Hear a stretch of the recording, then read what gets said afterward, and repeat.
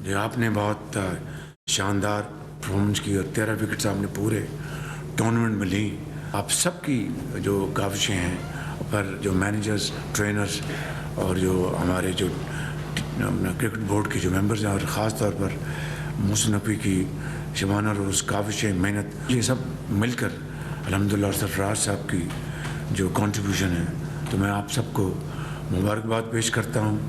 आपने पाकिस्तान का नाम फ़ख्र से बुलंद किया है और मुखालिफ को आपने वो शिकस्त दी है कि वो सोच भी नहीं सकता था। हमारी जो जंग हुई हिंदुस्तान के साथ, बुनियादुल मरसूस फ़तह अल्लाह ताला ने पाकिस्तान को दी थी। उसके बाद ये आपने उसी मुखालिफ के ख़िलाफ़ जो आपने जो जीता है, मैं समझता हूँ ये बहुत बड़ी पाकिस्तान को इज़्ज़त मिली, फ़तह मिली।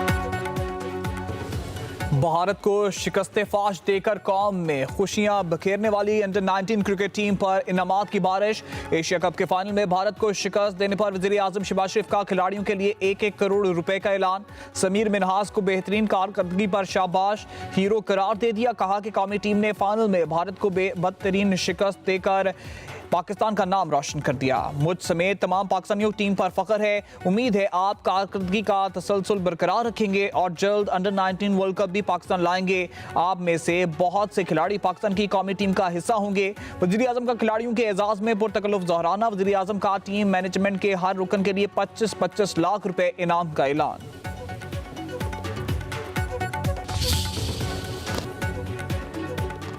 फील्ड मार्शल सैयद आसिम मुनीर की GHQ में अंडर-19 कौमी क्रिकेट टीम से मुलाकात। फील्ड मार्शल की एशिया कप अंडर-19 जीतने पर टीम को मुबारकबाद दी। कहा कि नौजवान खिलाड़ियों की शानदार कारकर्दगी और तारीखी कामयाबी कौम के लिए बायस फ़ख्र है। कामयाबी नौजवानों की सलाहियतों का मुंह बोलता सबूत है। फील्ड मार्शल की खिलाड़ियों को पेशावराना मेयार बरकरार रखने और मुल्क के सफ़ीर बनने की तलकीन।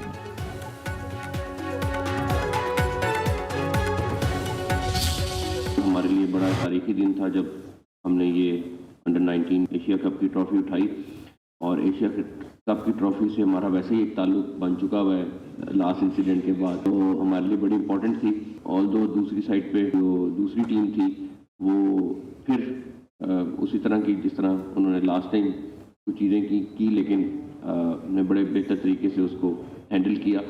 आपने पहले भी कहा था कि सियासत और क्रिकेट को अलग-अलग रखना चाहिए। ये तो हमारे प्लेयर्स का सब्र का लेवल था कि इन्होंने कहीं पे कोई ऐसा रिएक्ट नहीं किया, लेकिन वो प्रवोक बार-बार करते रहे। ये भी क्रेडिट हम अपनी टीम को जाएंगे कि ये सिर्फ खेल पे फोकस रखा इन्होंने कल, और अल्लाह ताला ने उसी के बदले हमें जीत दी।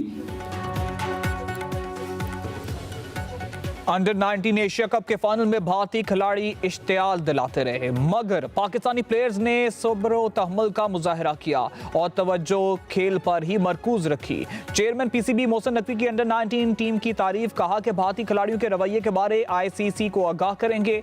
सियासत और खेल को अलग रखना चाहिए। भारतीय खिलाड़ियों के रवैये से ट्रॉफी हमारे लिए बहुत अहमियत इख्तियार कर चुकी थी।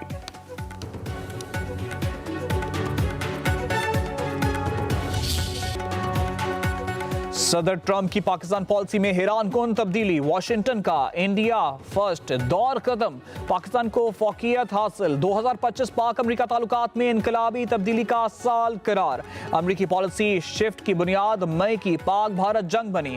आर्टिकल में फील्ड मार्शल आसिम मुनीर और अमरीकी सदर ट्रंप के ताल्लुकात का खुसूसी तज्जिया भी शामिल। वाशिंगटन पोस्ट के मुताबिक पाकिस्तान नापसंदीदा रियासत से शराकतदार मुल्क बन गया। ट्रंप की जनूबी एशिया पॉलिसी में पाकिस्तान को मरकजी सतून करार दिया गया। पाकिस्तान और सऊदी अरब के ताल्लुकात बुलंदियों पर chief of defence forces field marshal Syed Asim Munir को और सऊदी वजीर दिफा शहजादा खालिद बिन सुलेमान की मुलाकात।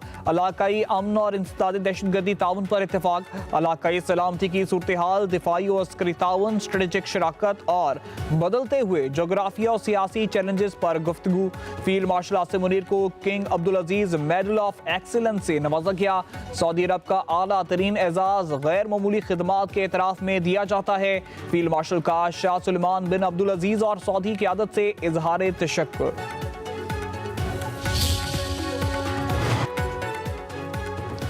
माफी मांगे, शर्मिंदगी का इजहार करें, फिर बात करें।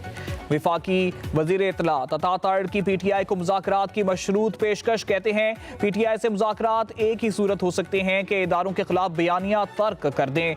मुल्क की सालमियत के खिलाफ बाहर से ऑपरेट अकाउंट को पीटीआई अलग करे। मानी पीटीआई की मुंतकली जेल अथॉरिटी का मामला है, जो बेहतर समझेंगे वो करेंगे।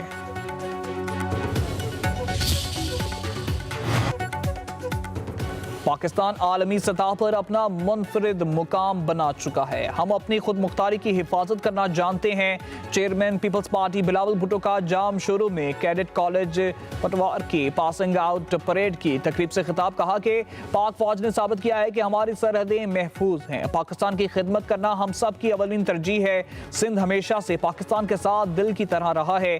तालीम के मेयार को बेहतर बनाना हमारी तरजीह है।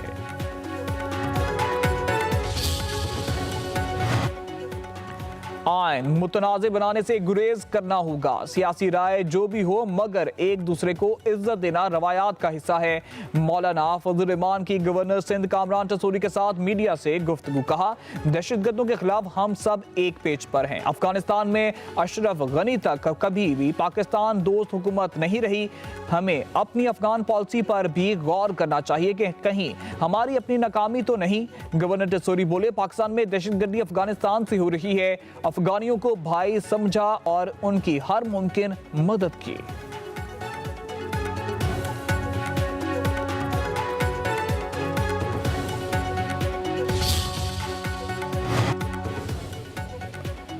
कराची में मजलिस इत्तेहाद उम्मत पाकिस्तान के तहत जीद उलमा का मुशावरती इज्तिमा। मौलाना फजल रहमान, मुफ्ती तकी उस्मानी, मुफ्ती मुनीबुर रहमान समेत दीगर उलमा की शिरकत। इज्तिमा में दीनी मदारिस के तहफ़्फ़ुज़ और निसाब से मुतल्लिक़ लाहे अमल पर मुशावरत। मौलाना फजल रहमान का खिताब। कहा कि 26वीं आनी तरमीम में हुकूमत के पास 2/3 अक्सरियत नहीं थी। हमने हुकूमत को 34 शिकों से दस्तबरदार किया।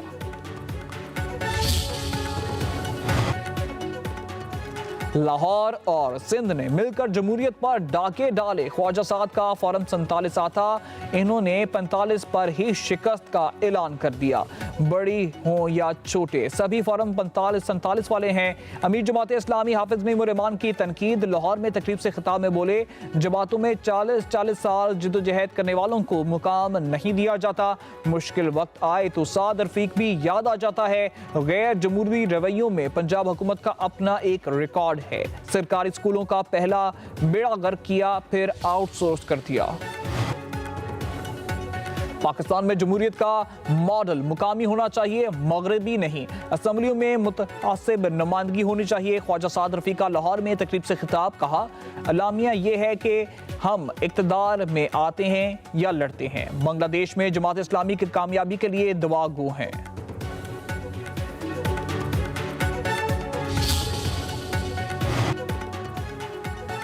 लाहौर हाईकोर्ट ने पंजाब प्रॉपर्टी ऑनरशिप ऑर्डिनेंस पर अमल दरामद रोक दिया। लाहौर हाईकोर्ट में दायर दरख्वास्तों पर समाअत। अदालत ने दरख्वास्तों पर एतराज़ात दूर करते हुए फुल बेंच बनाने की सिफारिश। प्रॉपर्टी ऑनरशिप ऑर्डिनेंस के तहत दिए गए कब्जों को वापस कर दिया। चीफ जस्टिस आलिया नीलम ने तहरीरी हुक्म जारी कर दिया। 2 सफ़हात पर मुश्तमिल अबूरी तहरीरी हुक्मनामा में कहा गया आइन के आर्टिकल 23 और 24 में प्रॉपर्टी राइट्स का तहफ़्फ़ुज़ दिया गया है। एक्ट के बाज़ शिकें आइन से मुतसादिम है। दरख्वास्तों पर मजीद कार्रवाई के लिए फुल बेंच बनाया जाए। दौरान समाअत चीफ जस्टिस ने कहा बताया जाए कि मामला सिविल कोर्ट में ज़ेर समाअत हो तो रेवेन्यू ऑफिसर कैसे कब्जा दिला सकता है। अदालत की सरपरस्ती में ख़त्म करना चाहिए। सदर आसिफ अली जरदारी की बगदाद ज़ियारत मुक़द्दस में हाज़िरी। हज़रत शेख अब्दुल कादिर जिलानी के मज़ार पर फातिहा ख्वानी। इमाम मूसा अल काज़िम और इमाम मोहम्मद अल तक्का की जवाद के रोज़ों पर भी हाज़िरी। उम्मत मुस्लिमा के अमन, इत्तेहाद और सलामती के लिए दुआ की। ज़ायरीन की किताब में तासुरात दर्ज किए। सदर आसिफ अली जरदारी की इमाम आज़म अबू हनीफा रहमतुल्लाह के मज़ार पर भी फातिहा ख्वानी।